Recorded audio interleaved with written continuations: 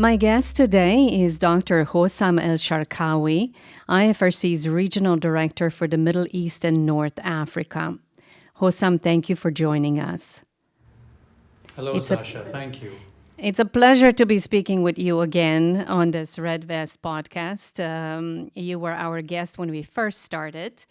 And the last time we spoke, the conflict in Gaza was in its second month. Now we're almost a year and a half later. What are your reflections about the situation there and how it's evolved? And what a year and a half it's been. A level of pain and suffering unparalleled, perhaps, since World War II. A level of destruction and erasing of entire neighborhoods that we have never seen anything like. Since we spoke, I managed to get into Gaza and to see firsthand the situation. And I have been doing this type of disaster relief response for decades. And that visit was unlike anything I have seen in my life in terms of the level of suffering and the level of need. When you talk about the level of suffering and need, what is the day-to-day reality for people living in Gaza? What struck me as I entered Gaza through Egypt at the time, in the Sinai Desert, was the scramble of hundreds, thousands of people, families, kids, men, women running around, rushing around. This was about late morning, midday, trying to get anything in terms of food or water or bits and pieces of scraps of metal or wood or plastic to create roofs over their heads from the destroyed buildings they have escaped. So many people moving on donkey back and carts pulled and dragged by horses, as there was no fuel.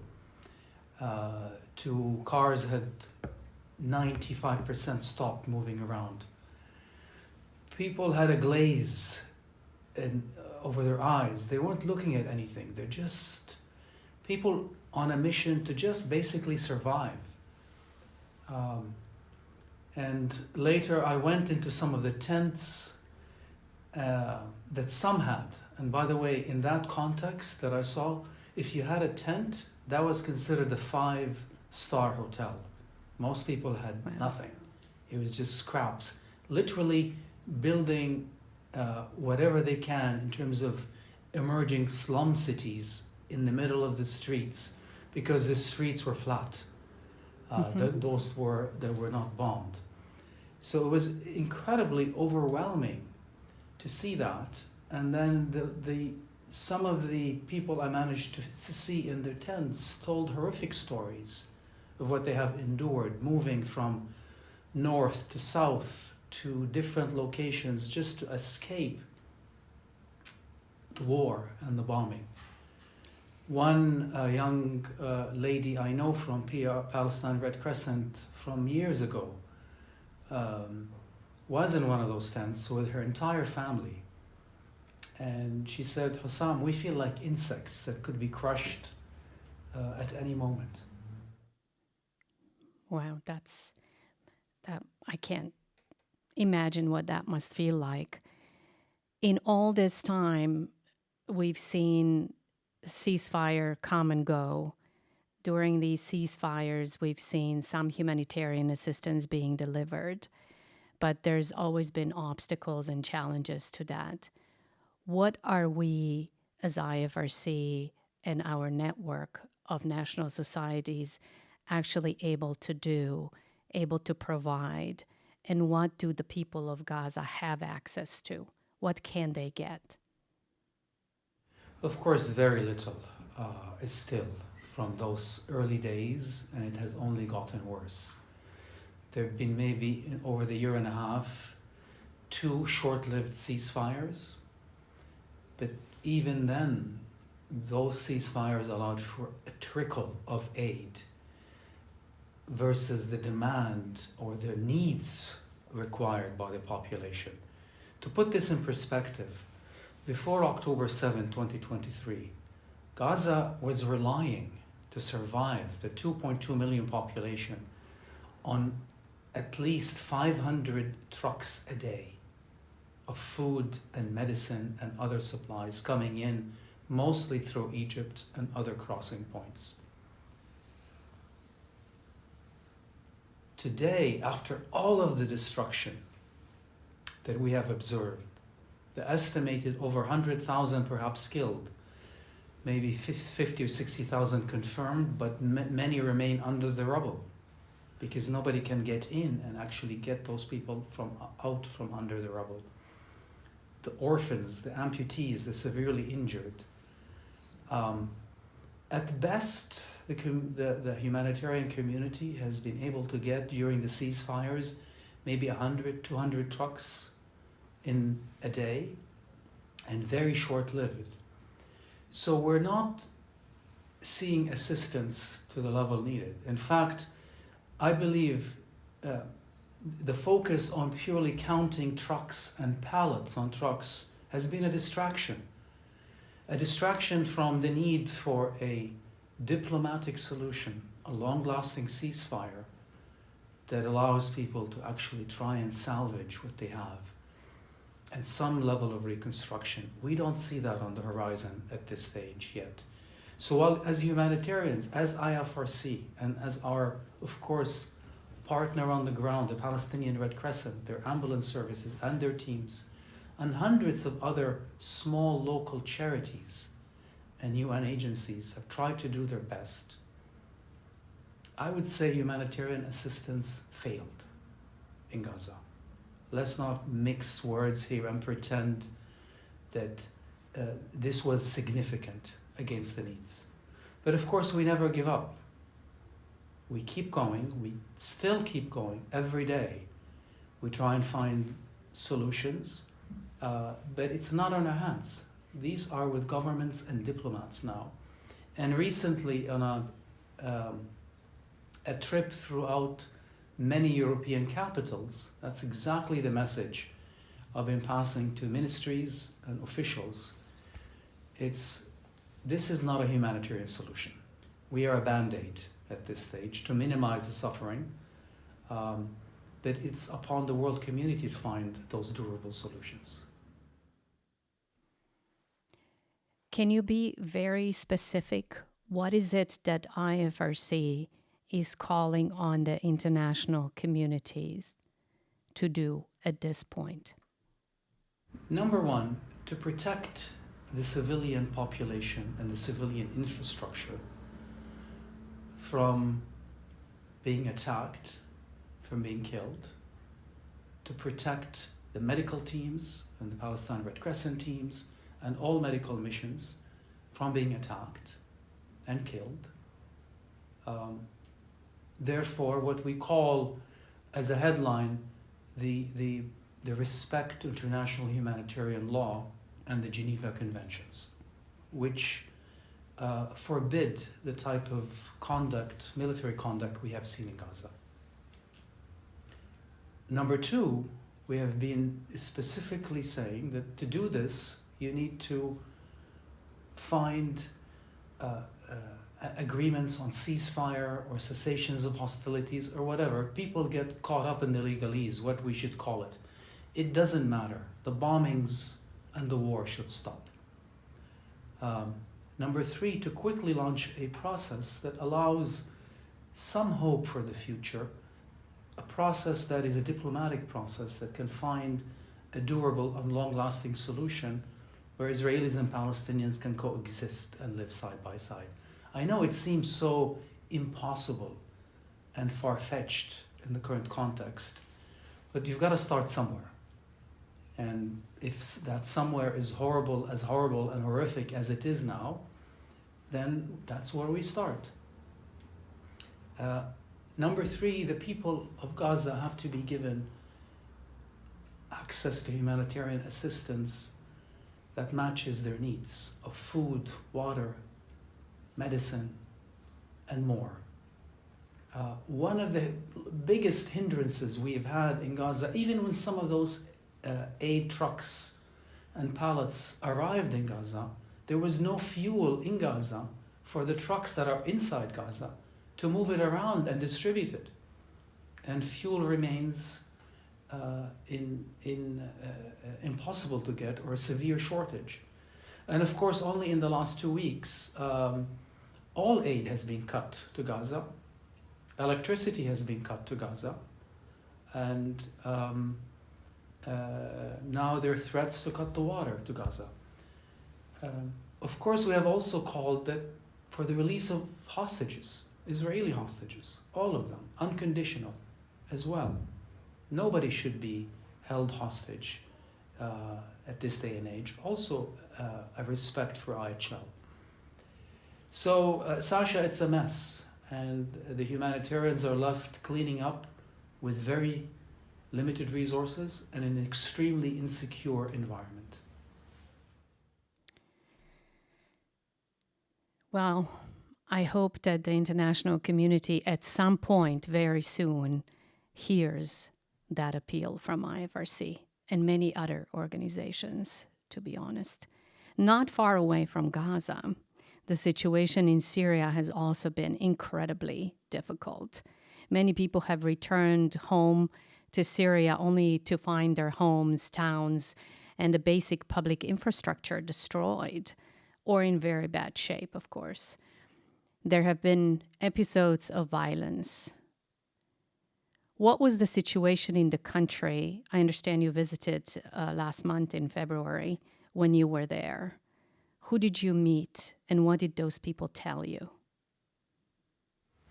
Yeah, Syria is another tragic story, but also perhaps with some twists that bring hope.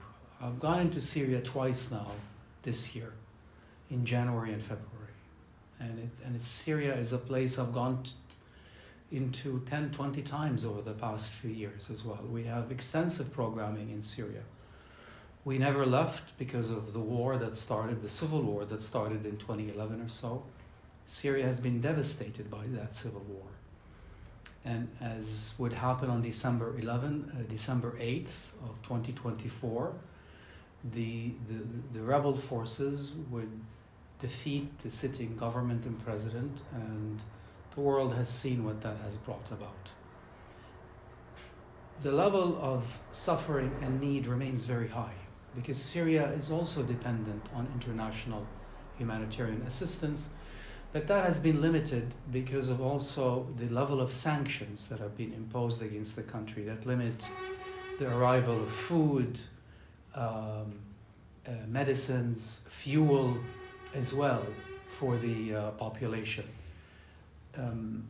I met many staff and volunteers of the Syrian Red Crescent, many of the new government officials, visited many of the displaced populations that are trying to return to their damaged and destroyed homes, and many health and education officials, and visited some of the refugee camps in the northern Syria as well to see what we can do to assist. And compared to my previous visits to Syria, where the level of need was devastating as well, one of the key differences I observed this time is actually a strong sense of hope. And what do I mean by this? Past visits often would end over whatever, a coffee or standing in the corner with the colleagues, or even meeting sometimes strangers in the street, and then they know that you're a foreigner, they're abroad, and most conversations would conclude with, please help us get out of Syria, please help us get our families out of Syria. There's no future, there is nothing for us here, it's unsafe. This time around, many of the conversations would conclude, please help us bring our families back. Of course, the situation is still very volatile and unpredictable. It's still unresolved. There'll be surprises down the road, perhaps both good and bad for all of us, the Syrians most importantly, in all of this. And they are now focused on what we call recovery or early recovery, meaning rebuilding their communities, bringing electricity and water, getting the schools to work, the clinics to work, reclaiming some level of shelter. I visited maybe a building, a semi-damaged building, partially damaged, roofs collapsed, no windows, no doors, housing perhaps 100 families. It was extremely cold. And that's now where they're living because they wanted to go back to their villages and places. And the Syrian Red Crescent was providing hot meals to that particular cluster of families. Mm-hmm. And these are the types of things we're supporting now. People want to go back, and we, as humanitarians, we're trying now to work with the new public authorities in Syria to create the environment for them to have some sustained, safe living places where they have the basics for life. And they also want jobs. I mean, that's what recovery looks like. People want to work. And we're working with the Syrian Red Crescent to also launch some small projects and microcredit in the coming months to look at cash grants and cash distributions to empower those communities to make their own decisions, buy what they need. The government officials, I was impressed, I must say, by young, very young, new officials that want to rebuild their country. And I remember meeting at the Ministry of Foreign Affairs with the Deputy Foreign Minister who said, Hossam, don't give us fish, teach us how to fish. We don't want to rely on parcels and handouts and food baskets. We want to make our own. We understand there has to be perhaps a period where we, for certain parts of Syria, for certain communities where we distribute, but we quickly need to walk away from that to having people own their future and empower them so they can rebuild this community. And we couldn't agree more, of course. So we're also, our appeal for Syria has both components, a strong humanitarian pillar and track, and a strong early recovery track. We have to do both hand in hand, we believe. Otherwise, we could unwittingly ensure that Syrians remain dependent on foreign assistance. And it's, of course, now we live in a world of decisions by the new American administration to cut funding to many parts of the world. And who wants to create a dependency on foreign assistance when you can see it can be undone in weeks? And I think that is a lesson for us at IFRC and for our member national societies, Red Crosses and Red Crescents around the world, that let's diversify, let's be more self-sufficient, and let's set even sharper priorities moving forward. Thank you, Hossam, for that inspiring account of the atmosphere that you have witnessed in Syria. It's really hopeful. And this is what we want to see for Syrians and also Gazans and other people, of course, everywhere around the world that are suffering or in conflict. Another hopeful, perhaps, aspect is it's Ramadan. As we speak, we are nearing the end of Ramadan, which is observed by Muslim people throughout the world. When looking at the region where you live and work, can you talk a little bit about how these current crises in Gaza, Syria, but also in Sudan impact people's observance of Ramadan in those places? Yeah, Ramadan is, of course, the holy month of fasting for Muslims, where Muslims across the globe will not eat or drink anything from sunrise to sunset. And it usually culminates with a gathering over a meal with usually friends and family.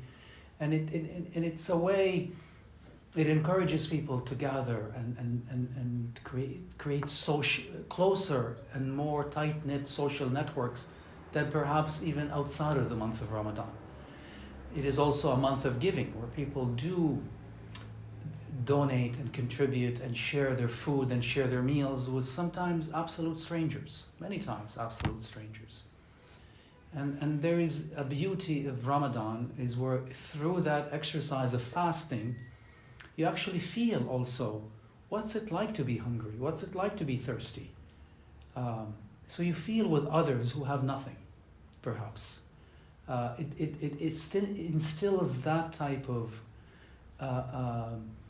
reflection in people and in their prayers. And you don't have to be an abiding, strict sort of Muslim believer to fast. Many do it from just a pure cultural sharing perspective, and that's how it connects people. And of course, I mean, whether it's Syria, Lebanon, West Bank, Palestine, Gaza, Palestine, and even the wider region, Yemen now is in a huge crisis as well. People, communities band together to care for the least privileged amongst them, those that are perhaps we consider in situations of poverty, the orphans, those who have little or no money. And it's people give, they actually give, make contributions. It's called in Arabic zakat, which is giving to charity.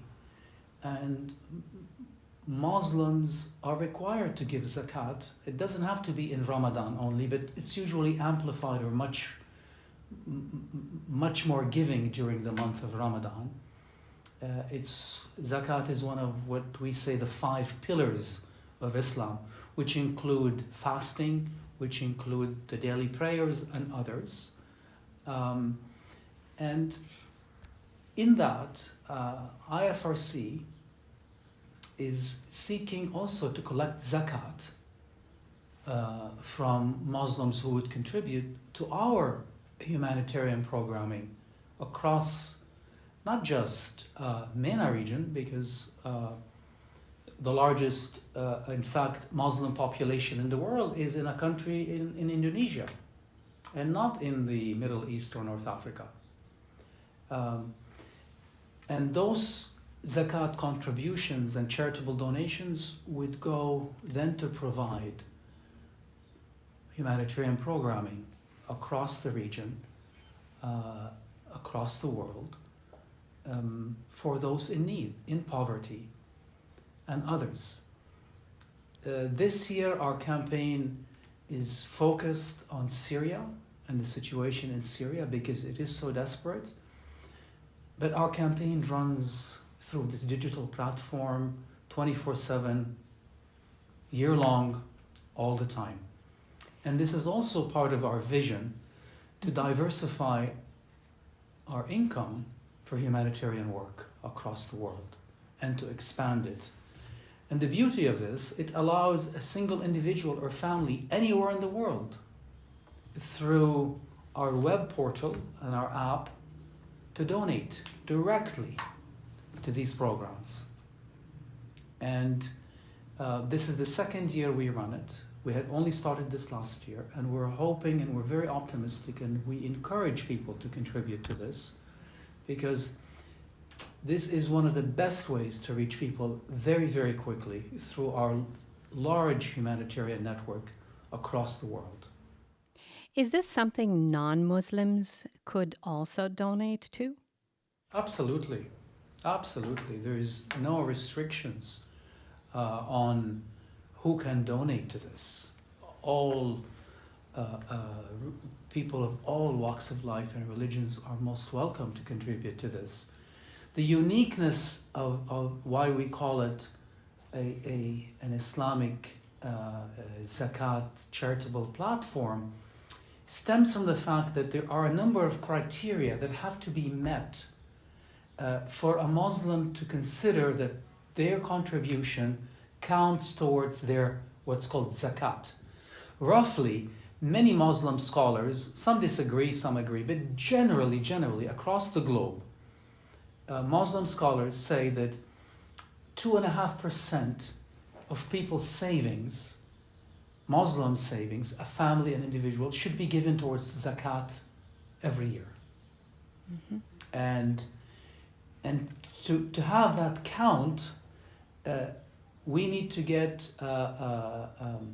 our projects on our platform essentially vetted or approved by a certain Muslim scholars across different countries. And that gives assurances to Muslims that this is a legitimate zakat channel, Mm-hmm. and we have that.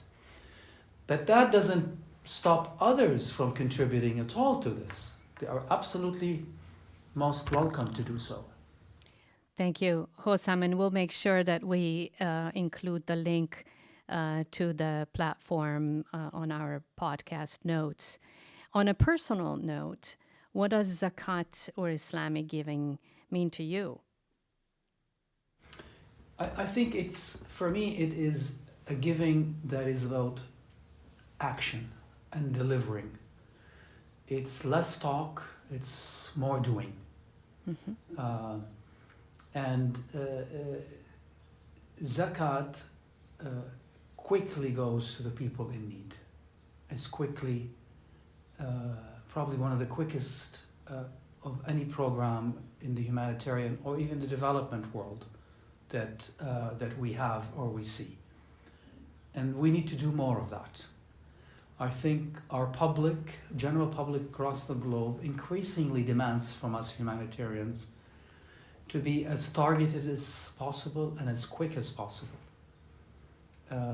And this again takes us in that direction. I want to finish on a positive note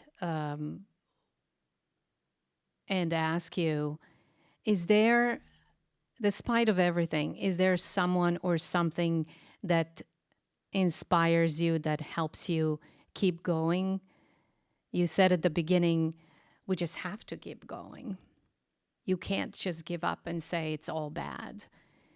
What is it that gives you that inner strength, that energy to not only keep going for yourself, but to inspire others, your team, national societies in your region, to work towards a better future for the communities in the Middle East and North Africa?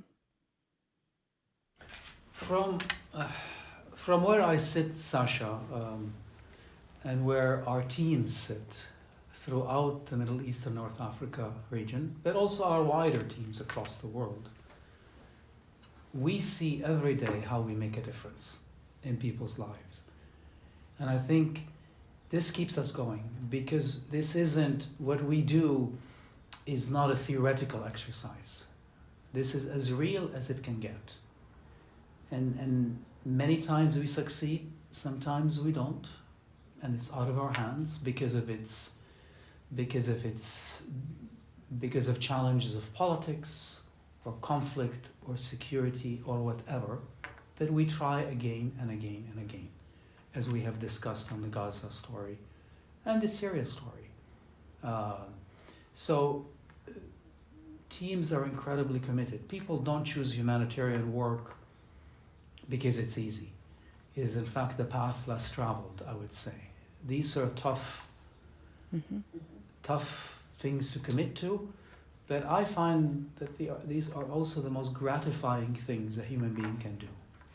And that gives me hope, and that gives the people we work with hope as well, and not to lose hope in humanity, because as we all know, the last year has challenged and disillusioned many across the world.